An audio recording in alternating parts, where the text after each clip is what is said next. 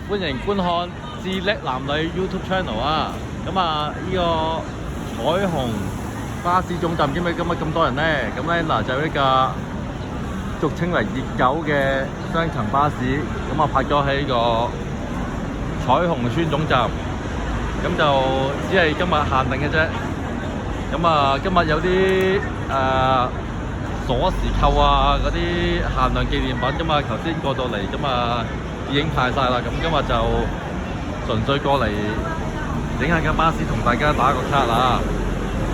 咁就呢架巴士的歷史啊，稍後同大家分享下。咁啊，欣賞架車先。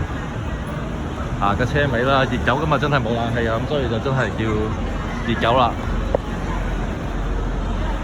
呢個車嘅車牌 AB 啊，13號前往彩虹村。咁今次九巴好好啦，特別安排呢架熱狗泊喺呢個位俾大家打卡。咁啊，彩虹村都即將分期拆卸啦，咁所以咧今日就非常之懷舊，同大家再欣賞下呢架巴士13號彩虹村，歡迎收看啦！